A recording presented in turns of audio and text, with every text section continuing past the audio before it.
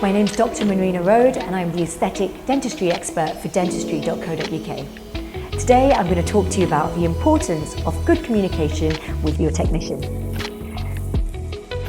A dentist is not an island. We are a community, we are a country, and we need to work as a team to create really brilliant results.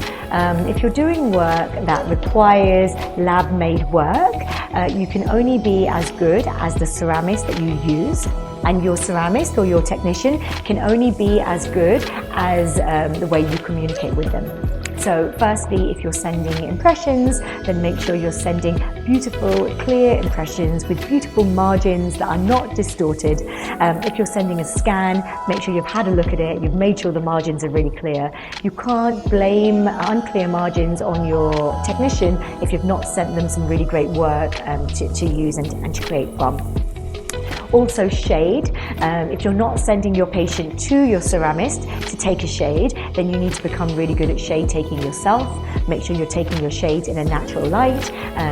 If you're not good at shade taking or you have any color blindness, then make sure there's someone in your practice who can help you with shade taking, maybe your nurse, maybe a receptionist, your TCO, whoever it is that can come in so that you're getting some really accurate shades.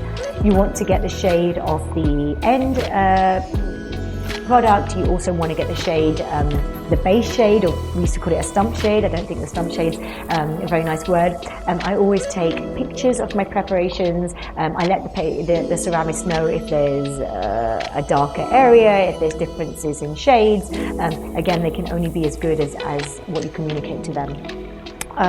When it comes to smile design, the more information you give your ceramist about this patient, the more wonderful a wax up you will get, so you can create your temporaries. You can't blame ugly temporaries on a ceramist if you've not given them the information, if you are using a ceramist who's able to work with you and create something beautiful. Again, I think you get what you pay for. If you go to a ceramist that's not done very many cosmetic cases and isn't very familiar with smile design, then that might not be the best person to use for your cosmetic cases. So make sure you're using the right person for the job. Make sure you get on with your ceramist. It'd be good if they knew you by name. It'd be good to build a relationship with them so they know the way that you work. It'll make your work life much easier, just like it is with all your in-house team. So write a really clear lab docket. Make sure you're sending shades over, take photos, send photos over. I'll send a full file of photos, full face photos, may send videos, and I just send them by WeTransfer to my ceramist so they have as much information as they might need to create a really perfect result for me.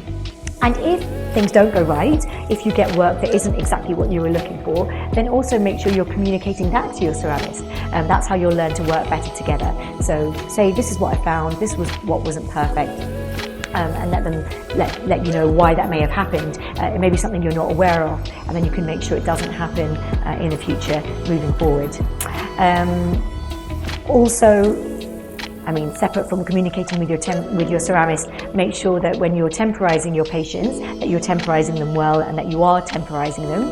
You can't blame your ceramist on something not fitting if you've not put a great temporary on and the tooth is over erupted or moved slightly in that time. So your temporary restoration while the work is being made is really important. Make sure you're giving your ceramist enough time to do the work. Don't overload them. I'm guilty of trying to overload my master ceramist with making too many veneers for me. Make sure they've got enough time to do things comfortably for you. They can only give you their very best if you give them the time to do the work. So keep that in mind with them as well. Maybe book your work in advance so they know how much work is coming in and they can make sure they've allocated time, especially if there's a specific ceramist that you want to use for the work that you're doing. I hope that was really helpful.